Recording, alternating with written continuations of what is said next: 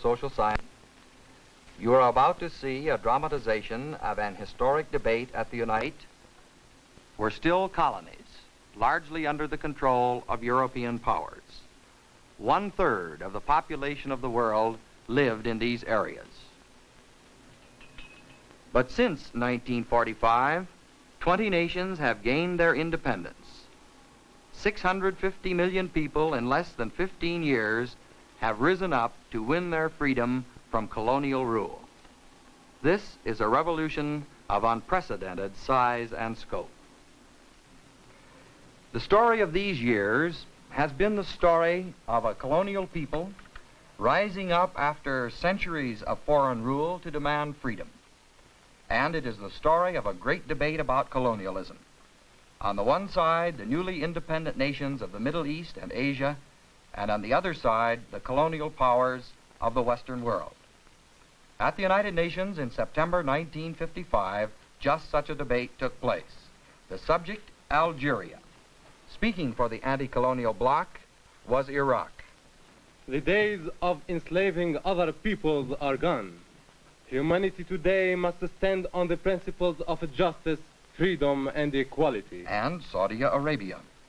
French policy had its origin in the colonial activities of the 18th century, with all of their crudities.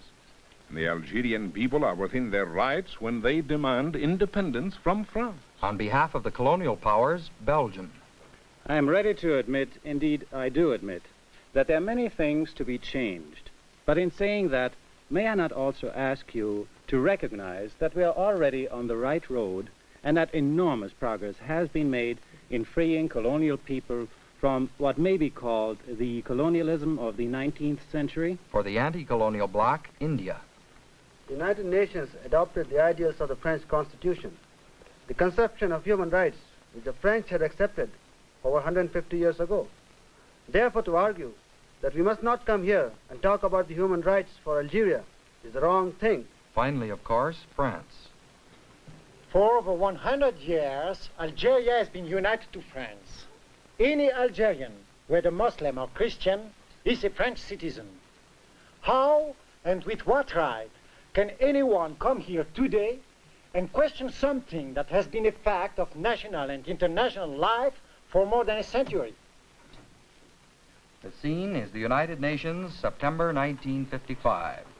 The occasion, an historic debate on Algeria. A debate which reflects profound conflict within the non-communist world, what to do about colonialism. Now, the debate between the colonial powers and the anti-colonial bloc usually turns on two basic questions. The first of these is human rights. Here is what the UN Charter has to say in part about human rights. We reaffirm our faith in fundamental human rights, in social progress and better standards of life, based on the principle of equal rights and self-determination of peoples. Now, neither side in the dispute over colonialism disagrees with these principles, but how they are to be put into practice in specific cases, well, this is an entirely different matter. In our case study, the Algerian debate of 1955, a great deal of attention was paid to the question of human rights for the Algerian people. What, in fact, is the ultimate objective of this debate? Is it freedom for the Muslim peoples of Algeria? In that case, I ask, are they not already free? Do they not already enjoy the universal right to vote? Are they not already represented in local assemblies, the Algerian Assembly, and all the national assemblies? The French say, of course we believe in freedom, but the Algerians are already free. Let us face facts. The French discriminate in Algeria against the non-European Muslim population by denying them equal opportunity for education and equal political rights. In the Algerian Assembly, 900,000 French Europeans have an equal number of seats with 9 million Muslims. Thus, 1 European equals 10 Muslims in Algeria. From generalities to specifics, and a rather embarrassing subject for the French. Of course, the identical thing holds true in the National Assembly in Paris. Algeria is allowed 30 deputies to the lower chamber of the French Parliament. 15 deputies represent some 900,000 French residents in Algeria. The other 15 deputies represent 9 million Algerian Muslims. I have frequently in the past, as well as today, listened to delegates discussing the features of French electoral law and telling us that it ought to be overhauled. But they made the mistake of awakening my curiosity, and I went to the trouble of looking up electoral law in their own countries. I will not conceal from you my surprise at finding that in countries of many of the speakers that preceded me here, there was no electoral law at all. The tables are turning. Good electoral laws, it seems, are everyone's business. It is true that we don't have good electoral law. We recognize our backwardness. But the fact is that we are free to develop ourselves. And it is this blessing of freedom that is most fundamental and basic for all the people who wish to develop themselves as a human being worthy of that name. The Belgian delegate has just described how certain states who ignored the very existence of the right to vote and the elementary rules of justice had the temerity to attack France. France will not tolerate insults or slanders against its civilizing work at a time when countries still exist in which minorities are subjected to cruelly discriminatory treatment, where abject poverty is fatalistically accepted, where the illiteracy rate is as high as 80%, and the infantile mortality rate, unfortunately, in the region of 800 per thousand. Let these countries appeal to the United Nations for guidance and assistance in the efforts which it is their duty to make at home. Therein lies the true mission of the United Nations. It is through constructive work that it should expand its activities. Adroitly, the colonial powers have turned the discussion to an area where France's record is rather good. One thing has astonished me in this debate. To listen to certain representatives, one would think that there's only one single human right, the right of a people to political independence. Now, far be it from me to deny for one moment the importance of that human right. But the right of a people to political independence is not the only right that must be guaranteed. Among those rights, we must include common justice and also, of course, social justice. I hope the Belgian delegate will open the charter at chapter 11 and read along with me Article 73, which reads, to develop self-government, to take due account of the political aspirations of the people, and to assist them in the progressive development of their free political institutions according to the particular circumstances of each territory and its people and their varying stages of advancement. It is our obligation to see to it whenever dependent people are mature and call for self-determination and freedom, these organizations must assist them. We have returned to the question of political independence. Listen to the French delegate. Much has been made of the fact that there are peoples in Algeria who differ in race, language, and religion from the population of continental France. And the conclusion has immediately been drawn that to be free, these people must be separate. This is a strange argument. Are we to understand that it is impossible for men of different races and religions to live together in peace as citizens of the same state? Could anyone in this forum wish to champion racial theories or provoke religious fanaticism? Of course not. We believe, and millions of people throughout the world share our belief, that it is possible for the Algerians and us to live side by side in peace, closely united in a single political organization.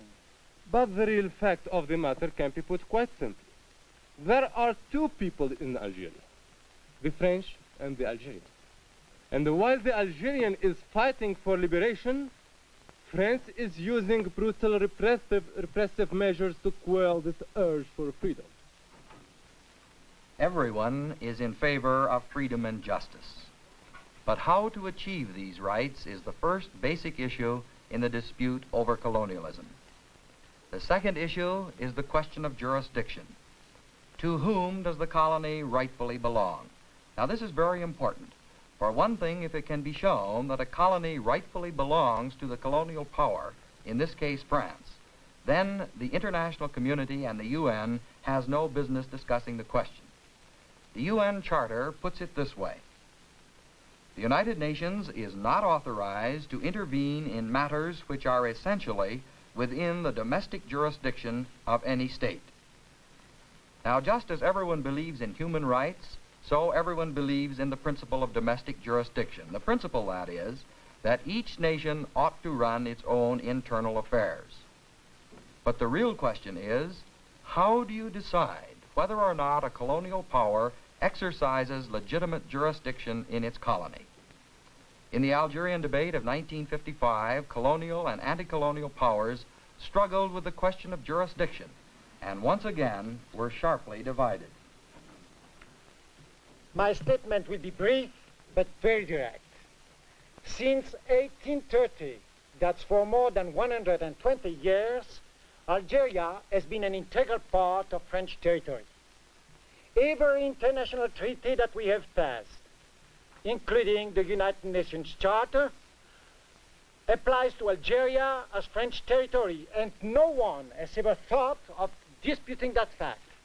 In Algeria, I remind you, live 1 million European and 9 million Muslims.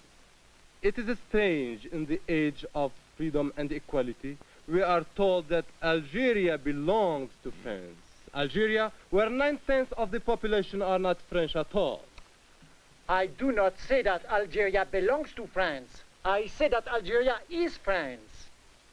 For over 100 years, Algeria has been united to France on an equal footing with the Ile-de-France, Brittany, or Auvergne, such that any Algerian, whether Muslim or Christian, is a French citizen. The French appeal to history and French law, but these are not the only criteria. The attitude which the French appear to take is that since Algeria is a part of France, an Algerian is a Frenchman. We lived in India for many centuries as a dependency. We were called at one time British subjects. That was bad enough. But nobody dared to call us Englishmen or told us that we should call ourselves Englishmen. So to an Algerian, or to anybody who is not French, to be called a Frenchman is not a great honor, in our humble opinion. What are the opponents of France doing? They're discussing the scope, validity, the wisdom of a number of French laws. And what laws are these? Some of the laws in question are over a century old. What you are actually doing is discussing a whole group of French constitutional laws. The French Constitution of 1875 and that of 1948 govern the relations between France and Algeria. But there is something new. There are no Muslim peoples in Algeria. There is no Algerian nation in that part of the world. The inhabitants of Algeria are French. They are not Algeria. And with this simple affirmation, an attempt is made to erase a whole chapter in the history of the brilliant Muslim civilization. And we in the United Nations must accept with blind religious faith what the Constitution of the French Republic says. An attempt is being made to hoodwink this assembly. Over a century of military and political occupation of Algerian territory and the subjection of a whole people to a foreign yoke do not, in our opinion, constitute an irrevocable title of ownership and dominion.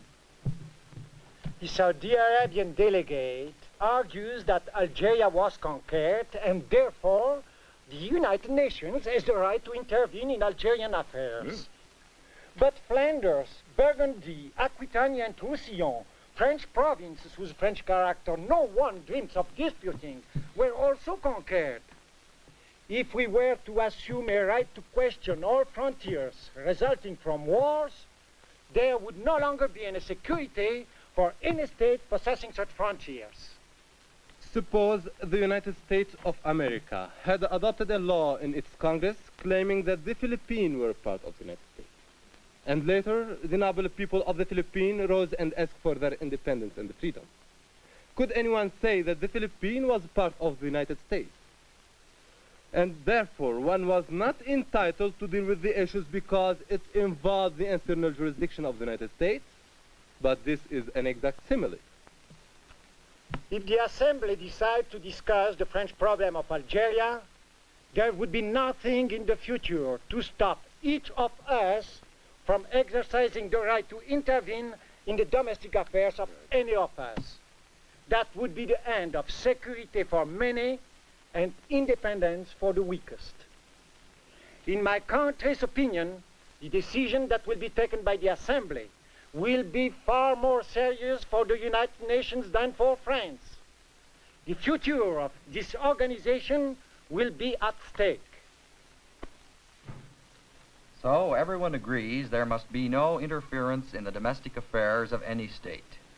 But how do you decide what are domestic affairs? France attempts to prove that the Algerian question is her own business. A century of history and 100 years of French law prove that Algeria is French. The anti-colonial bloc, on the other hand, insists that this is not just a squabble within the French household. History and law, they argue, do not make an Algerian Muslim a Frenchman if he doesn't choose to be one. So how do you decide whether or not a colonial problem is a domestic dispute or one which it is legitimate for the international community to discuss and to act upon? Human rights and domestic jurisdiction, everyone agrees with these ideas in principle. However, in their practical application, there is profound disagreement. Inevitably and ominously, the debate now moved toward a complete impasse. We come now to the next aspect. Even if we were entitled to discuss this, and if we're not committing a breach of the rules in discussing it, should we discuss it? That is a very legitimate question to ask. Is it politically wise? What are the gains and the losses? Let me say, we of India would be belying our own liberation if we leave behind too often and still await liberation. In the United Nations, there are at least 20 or 22 states who would not be here if the argument raised by France prevailed. The whole basis of their existence stands challenged. That is to say, if an empire cannot be overthrown, if a conqueror cannot be displaced, if lost liberty cannot be rewon, then very few of us will have a place here. I think the discussion of the Algerian question will assist in allowing some of the pent-up steam to be released without explosions. It will give the Algerian people some confidence in that the other people are thinking of them. After 3 or 4 weeks of discussions, what could we say?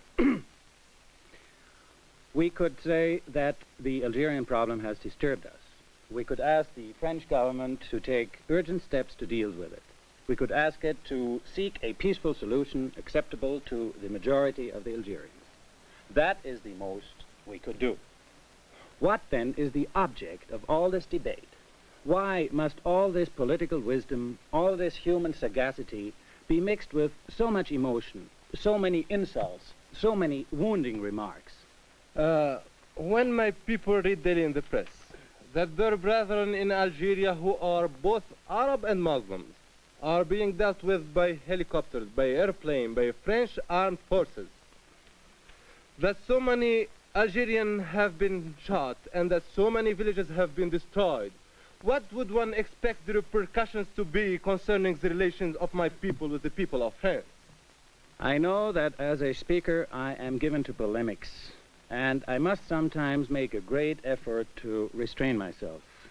But I must admit that what I have witnessed here today, I am saying it as kindly as possible without raising my voice, has struck me as bizarre.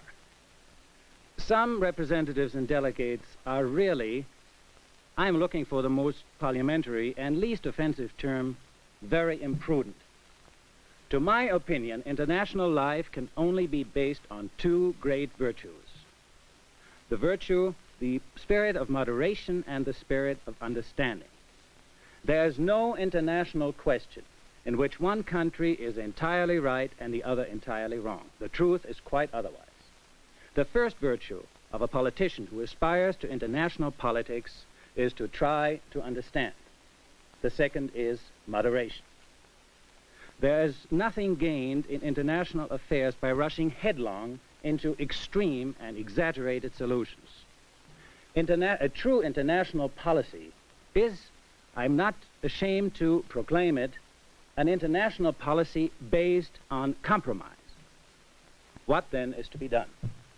The answer is simple. We must trust France. Now, does France deserve our trust? I was shocked indeed to hear it implied here that France is imperialistic, colonist, bloodthirsty, and cruel.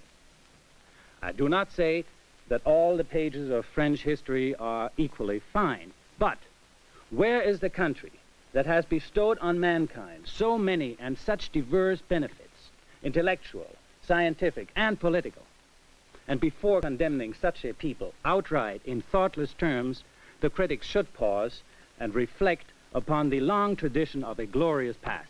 My delegation regrets to say that we have had no evidence that France deserves our trust. We have little confidence in any act of France with regard to Algeria, and it would do the United Nations no honor to ignore the appeal for justice by the Algerian people. It would be perilous to place their fate at the mercy of France's ruthless forces. Oh, very well. Let us suppose that the argument opposed to mine prevails. What is the very least that France could do? It is what all of us would do if we were in France's position. It would be not to submit to the strange verdict of this assembly, but rather to say, continue the procedures you have started, but without me. I contest your jurisdiction, and I am leaving. And whatever you decide then without France would be nothing more than beating the air. This was the debate on Algeria in the United Nations in September 1955. Both sides were now embittered. France accused the UN of unjustified interference in her internal affairs. The anti-colonial bloc accused France of unjustified colonialism, of using methods of force and repression, and insisted that it was the duty of the UN to call attention to these injustices. In the United Nations General Assembly, tensions mounted rapidly. The issue was finally put to a vote. The exact question was, should the Algerian dispute be placed on the agenda of the General Assembly? 28 nations voted to include the Algerian item. 27 voted against placing Algeria on the agenda. The anti-colonial bloc had won its fight for the moment.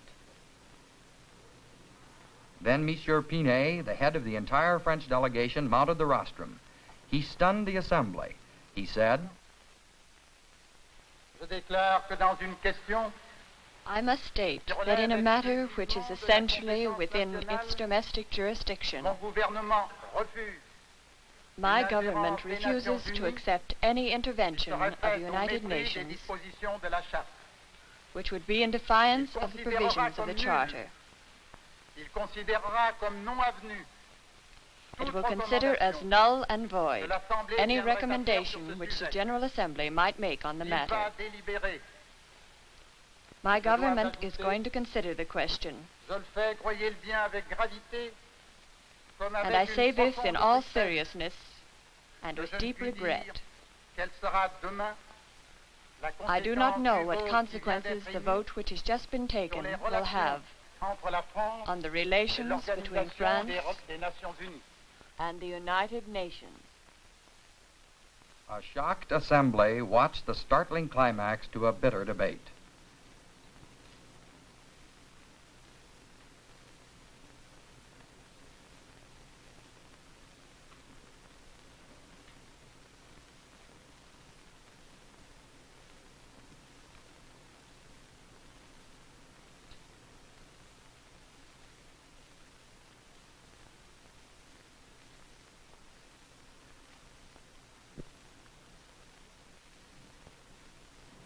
This historic debate on Algeria took place in September 1955 and continued with increasing bitterness in the years which followed.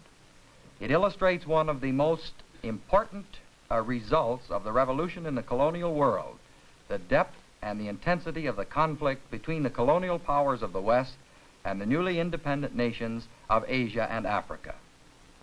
This conflict divides the non-communist world, weakens the Western community, and threatens peace. Well, what can be done about it? First, most reasonable men will agree that in this debate neither side is fully right nor completely wrong. Subject people are demanding the right to run their own affairs, and this is natural and inevitable. Most people who believe in democracy will agree that this demand is just. However, it must also be pointed out that it is no small matter to disrupt the institutions of government and society which have been developed over centuries. Second, most students of the colonial problem feel that a colonial power must realistically and responsibly prepare its colonies for self-rule. They must train leadership. They must develop a stable economy. And third, many feel that the colonial powers in general will not put forth energetic efforts to develop responsible self-rule unless they are forced to do so by the fear of violence. The anti-colonial bloc, on the other hand, must recognize that preparation for self-rule requires time, and that no one will gain if through the use of force a colonial people achieves self-rule before it is prepared for it. One conclusion certainly seems certain. There will remain serious differences between the colonial and anti-colonial worlds for a long time to come. That is why, in the words of the Belgian delegate, restraint and moderation are so necessary. For without restraint and without moderation, the colonial revolution will tear the free world apart, and all of us will be the loser.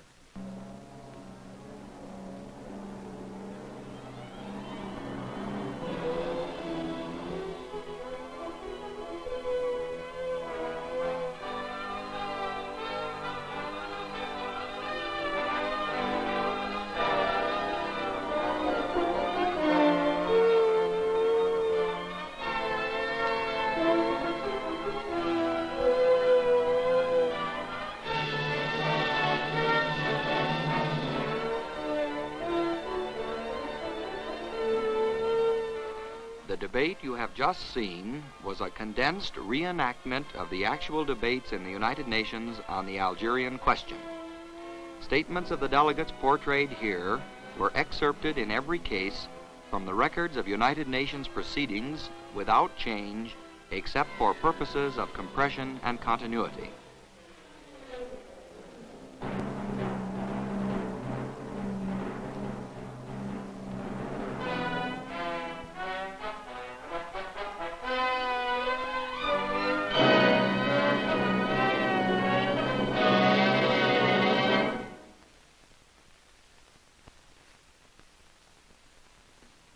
This is National Educational Television.